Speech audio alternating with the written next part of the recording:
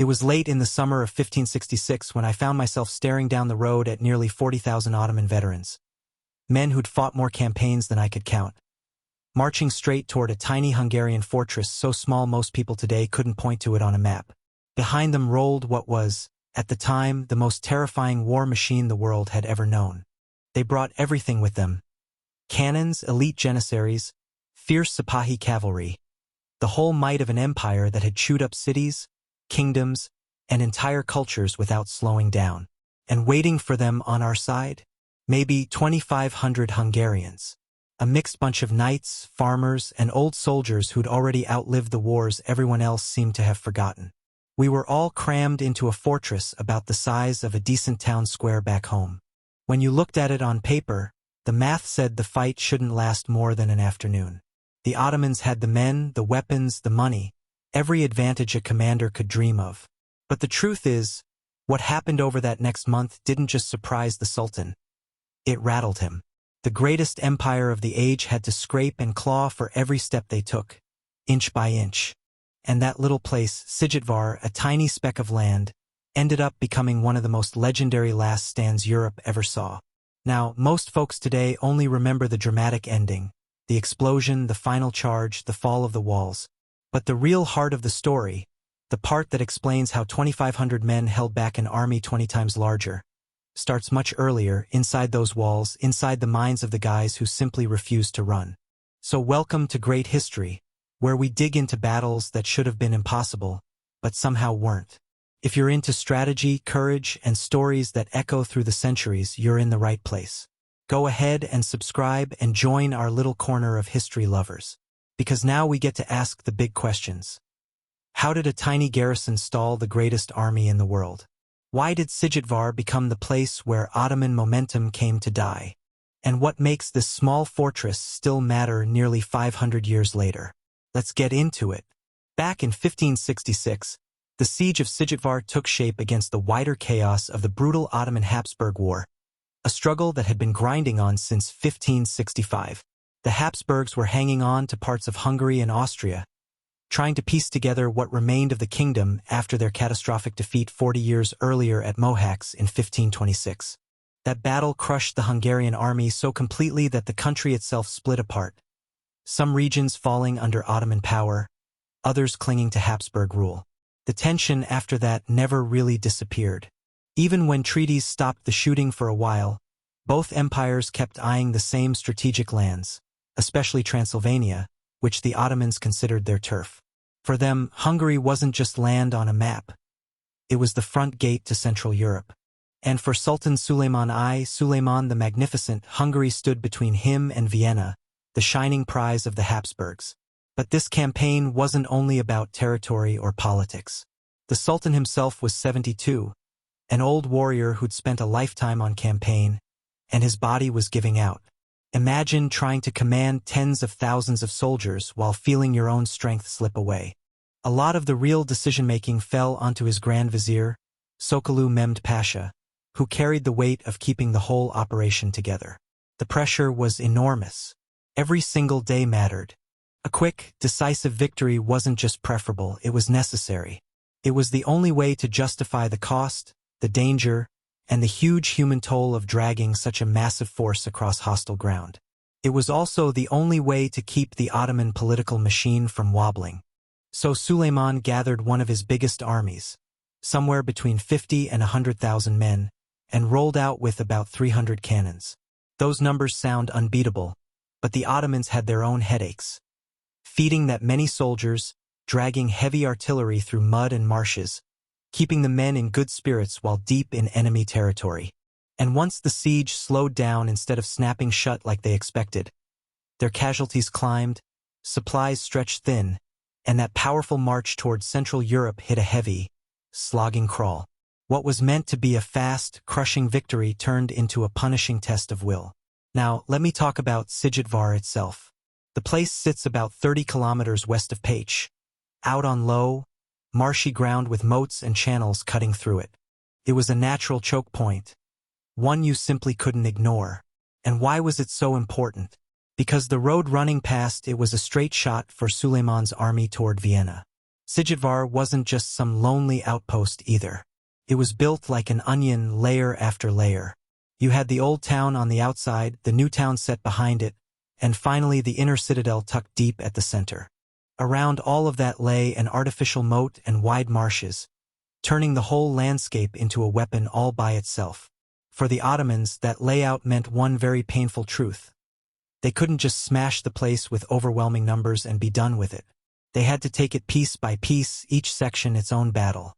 Their massive advantage shrank the moment they reached those narrow walls and muddy approaches.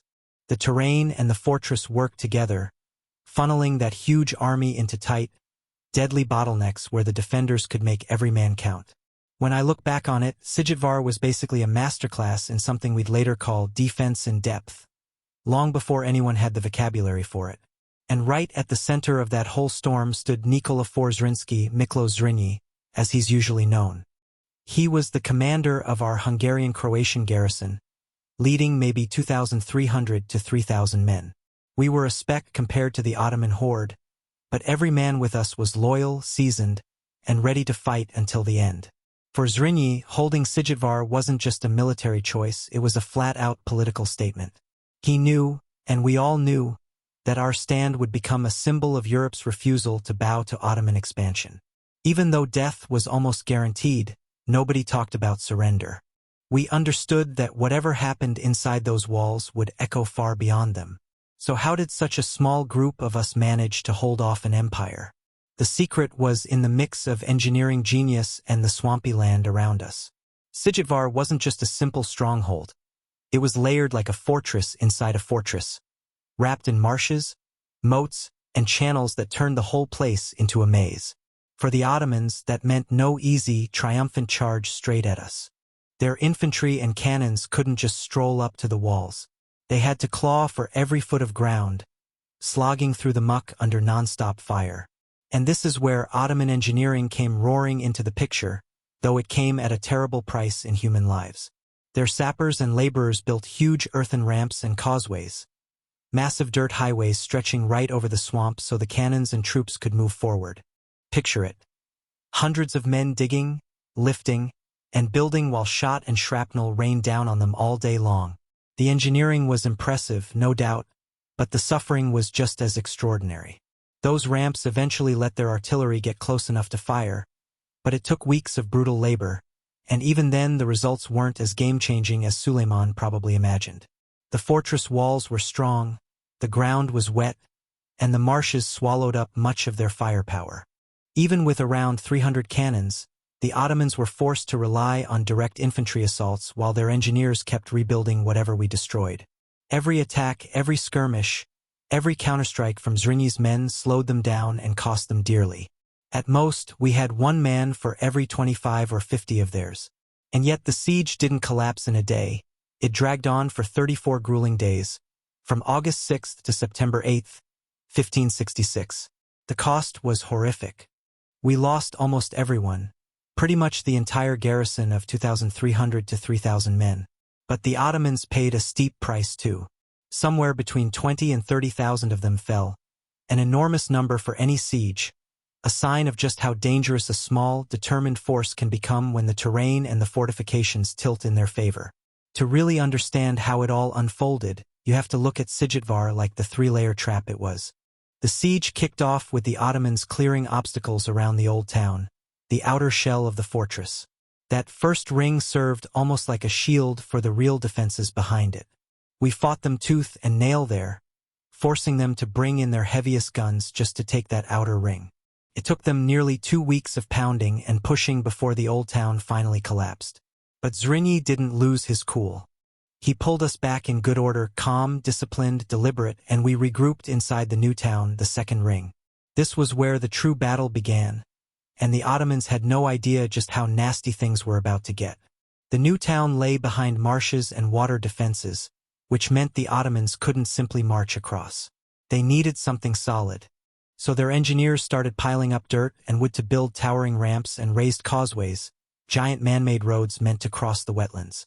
Imagine day after day, hundreds of men digging and hauling dirt while we peppered them with gunfire. Every time they built one of those ramps, Zrinyi would send us charging out in a sudden raid. We'd hit their works fast, light them on fire, wreck whatever we could, and pull back before their numbers crushed us. Those hit-and-run strikes didn't just slow them, they slaughtered their sappers and the infantry guarding them. And even after all that effort, the marshy ground still weakened their artillery positions. Most of their 300 cannons never got close enough to do real damage, and the few that did struggled to fire from shaky, sinking platforms. Still, just by piling on their sheer numbers, the Ottomans eventually forced their way forward. By September 2nd, they managed to overrun the new town, but they bled heavily for it. Their troops were exhausted, and thousands of bodies lay scattered across the ruins of what used to be a thriving settlement. We were hurting too badly. Our fighting force was down to roughly 600 men. And now the whole fight centered on the inner citadel, the smallest, toughest, and most desperate part of Szigetvár. By then, the whole place felt like half smoking rubble, half battlefield. We had almost no food left, almost no ammunition, and almost no men to hold the walls. And despite all that, we stayed. We kept fighting.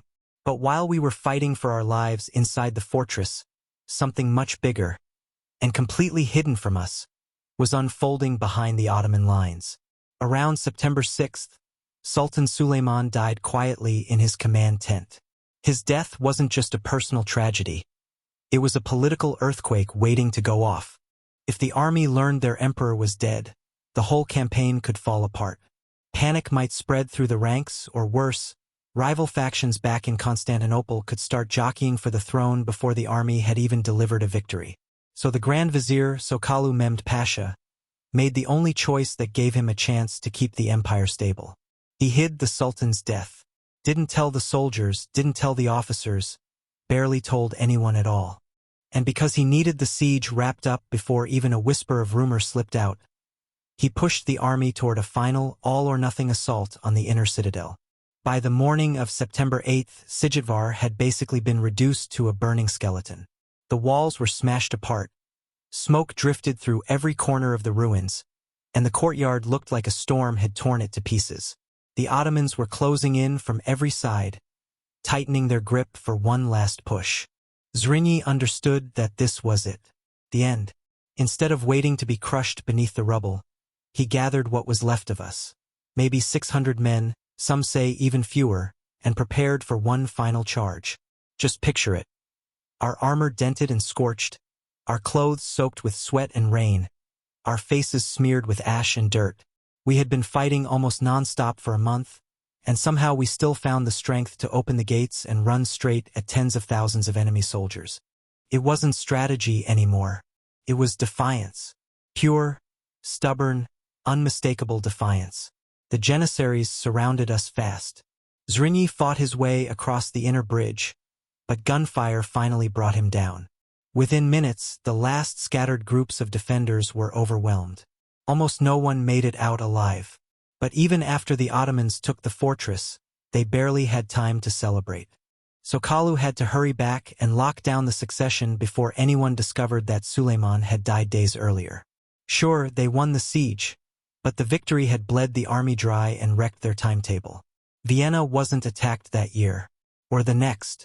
In fact, Suleiman's empire would never again march on Vienna under his command. What's strange, though, is how the legend of that moment grew far beyond the messy reality on the ground. Military-wise, it was a desperate final breakout, a doomed raid that never had a real chance of success.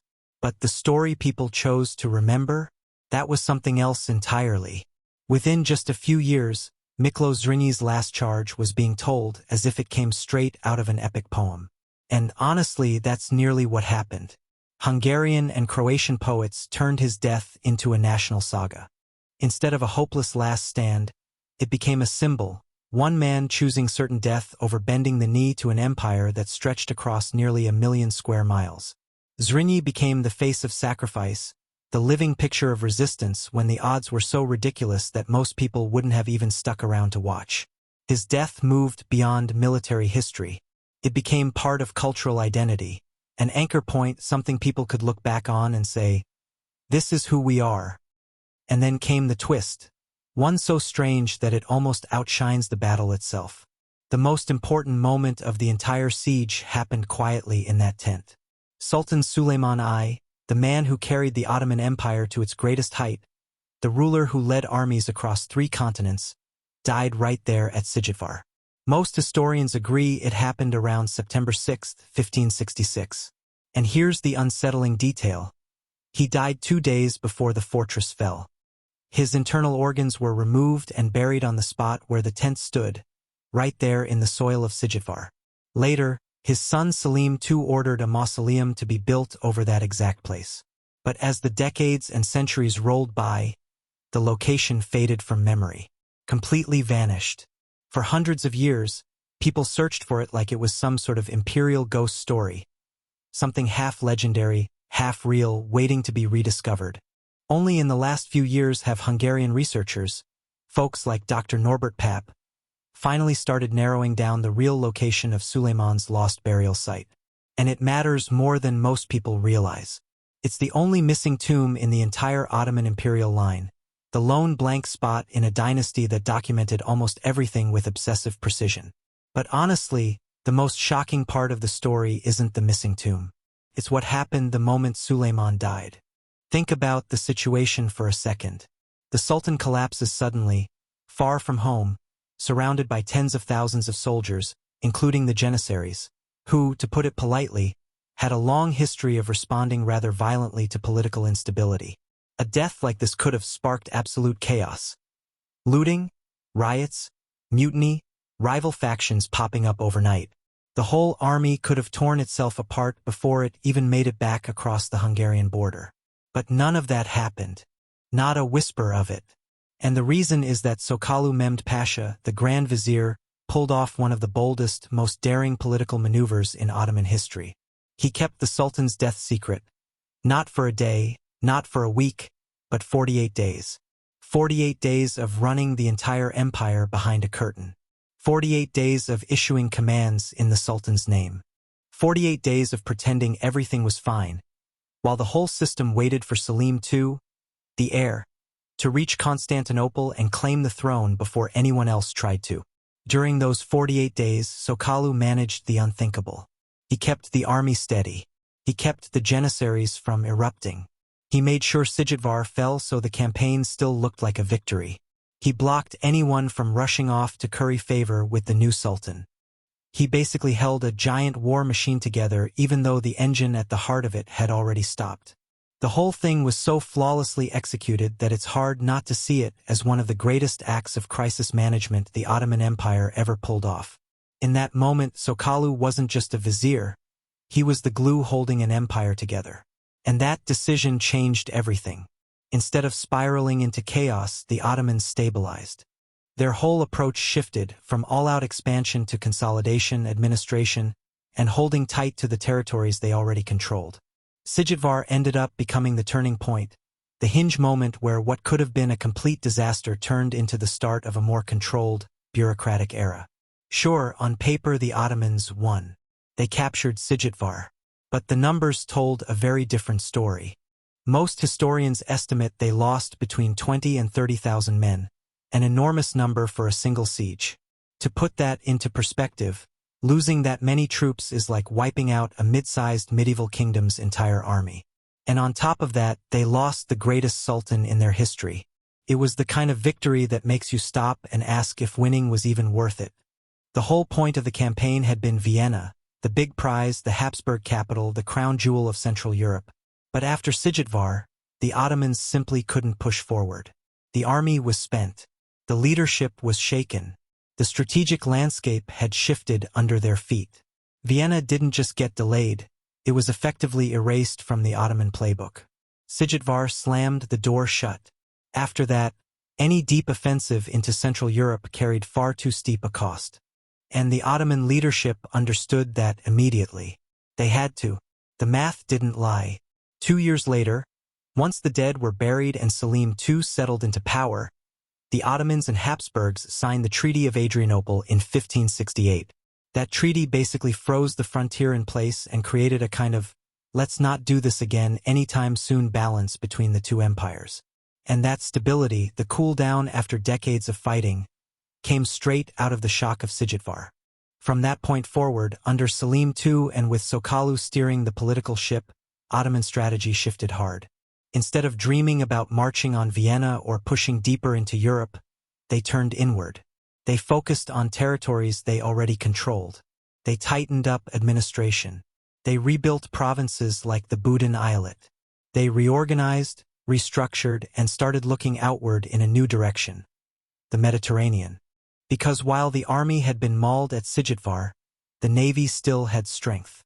The Ottoman fleet had energy left, and the Mediterranean suddenly became the next big stage. Naval dominance wasn't just something nice to have anymore, it was a strategic necessity. And by the early 1570s, that shift in focus would lead to one of the biggest naval clashes in world history: the Battle of Lepanto in 1571. The Battle of Lepanto was a monster of a fight. Galleys crashing into each other, cannons blasting across the waves, and tens of thousands of men battling on the open sea. It was the kind of clash that stuck in European and Ottoman memory for generations. And the funny thing is, when you trace it back, a battered little fortress in Hungary, miles and miles from the Mediterranean, helped shape the naval future of Europe. Szigetvár didn't just claim an emperor. It reshaped the empire's entire strategic direction. Sokollu Mehmed Pasha understood something that not every Ottoman leader fully grasped. Sometimes the biggest threat to the empire wasn't the army waiting across the frontier. It was instability simmering inside. He realized that a state could fight wars endlessly, but if its government crumbled or lost its grip, then all the victories, all the conquests, all the armies in the world wouldn't mean a thing. So during his 15 years as Grand Vizier, Sokollu pulled the empire inward and tightened the bolts. He reorganized tax systems, made sure governors were held responsible for their actions, kept the sprawling provinces in step with one another, and reinforced a bureaucracy big enough to manage a world-sized state. He cared about stability, efficiency, and building something that would last, because he understood those things did more for the empire's long-term strength than any single battlefield triumph. In a way, Szigetvár forced the empire to face a truth it had avoided for a long time. Conquest alone wasn't enough. If the Ottomans wanted to endure, if they wanted to stay a true superpower in the 1500s, they needed discipline at home, smart governance, and the ability to shift their strategy when the world changed around them. And Sokollu, with his calm head and sharp insight, helped the empire adapt. His decisions helped it survive long after the smoke faded from the ruins of Szigetvár. He was brilliant, no doubt about it. The guy could read a crisis the way most folks read a street sign, spotting every ripple before anyone else noticed the water had moved. But he also had one big flaw: the empire relied too much on him. Everything from keeping the army loyal to wrangling political rivals to managing faraway provinces depended on Sokollu personally. He never created a system that could run smoothly without him. There were no solid frameworks, no long-term structures that could outlive his judgment. And the cracks in that setup were already showing back at Szigetvár. The fact that the Sultan's death had to be hidden for nearly 2 months told you everything you needed to know. Imagine it: tens of thousands of soldiers sitting hundreds of miles from Constantinople, their loyalty tied almost entirely to who sat on the throne. One rumor, one slip, and the army could have exploded into mutiny. Sokollu holding that situation together was incredible, but it was also a blaring alarm. The empire was stable, but only because one man was holding all the pieces in place. Fast forward to 1579, when Sokollu was assassinated, and the seams came apart fast. Suddenly, all those cracks he'd been plastering over turned into wide-open gaps. The next sultan, Murad III, inherited an empire where the machinery of government wasn't built to run smoothly on its own. Over his 16-year reign, Murad went through 10 Grand Viziers, an astonishing turnover that would be a bright red warning light for any government. That level of instability isn't just an inconvenience. It's a sign of deep trouble. It meant the direction of the empire, its policies, its priorities, its long-term planning was constantly being reset. Decisions that needed decades of consistency were instead being made in frantic bursts just to keep things going. The empire survived, sure, but it lost the solid footing that a strong system provides. And that brings us right back to Szigetvár. That tiny fortress, tucked away in Hungary, was far more than just a brutal siege. It was a mirror that showed the limits of Ottoman power. Not just the military limits, where a small garrison could stall and bleed an army of 100,000, but the political limits, the administrative limits, the succession problems lurking behind the curtain. So Kalu's genius kept everything stitched together during one of the most vulnerable moments in Ottoman history.